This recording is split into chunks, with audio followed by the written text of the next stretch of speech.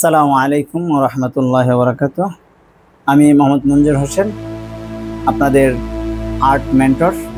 আর আজকে আমি দেখাবো এই যে আমার এই বই থেকে, কমার্শিয়াল আর্ট গাইডলাইন, এই বই থেকে বিগত দিনে দেখিয়েছিলাম বিভিন্ন অক্ষরগুলো ড, ঢয়, শূন্যর পর্যন্ত দেখিয়েছিলাম। আজকে দেখাবো ও। আর এই অক্ষরটা কিভাবে মাপ নেবেন, কিভাবে স্কেচ করবেন, কিভাবে শিখবেন, এই সব ডিটেলসগুলো এখানে দেয়া আছে। আপনারা চাইলে এই বইটি সংগ্রহ করতে পারেন অথবা আমার এই ভিডিও দেখে শিখতে পারেন।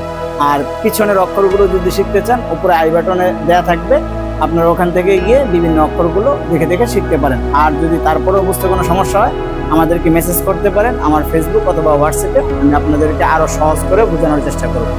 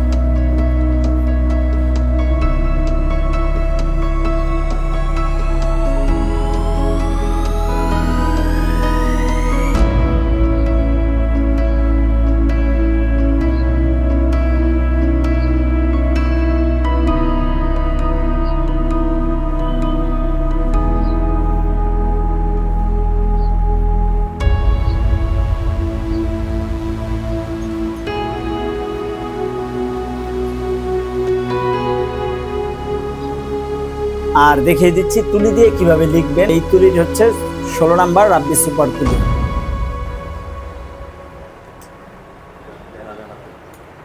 আর এই পশমগুলো হচ্ছে অর্গানিক লোমের পশম। এই তুলিগুলো খুবই ভালো মানের।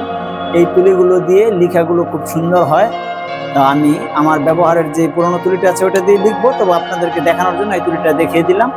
এই তুলিগুলো যদি আপনারা সংগ্রহ করতে চান, তাহলে আমার সাথে যোগাযোগ করতে পারেন, ইনবক্সে যোগাযোগ করতে পারেন অথবা নিচে কমেন্টস করতে পারেন।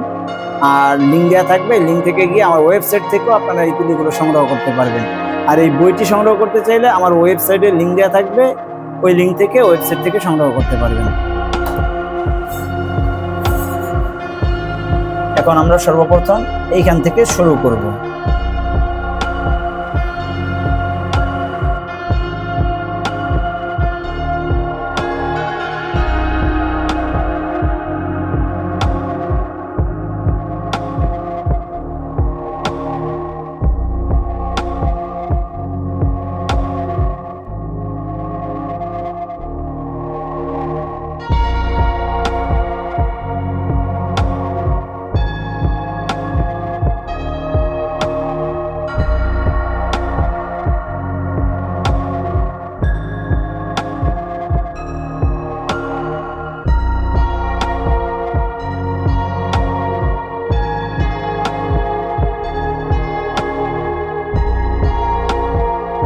আর রংগুলো আমরা খুব সুন্দর করে ব্রাশের এই যে অগ্রভাগে কাচিয়ে একদম অগ্রভাগে রাখবো, তাহলে আমাদের কাজগুলো খুব সুন্দর হবে।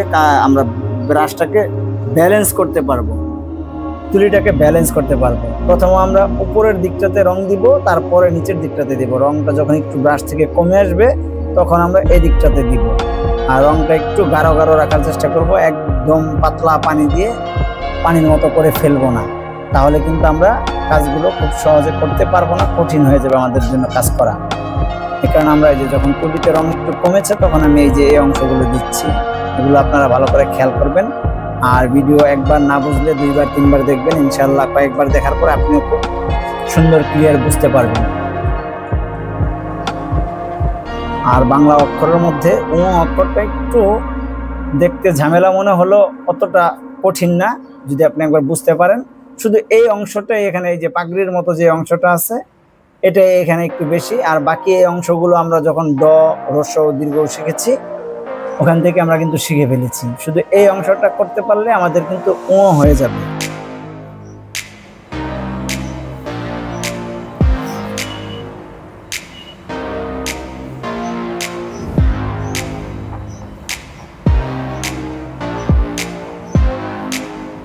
এরকম যদি আমরা নিয়মিত প্র্যাকটিস করি ইনশাল্লাহ এর চেয়েও ভালো লিখতে পারবেন আপনিও অনায়াসে একদিন ইনশাল্লাহ।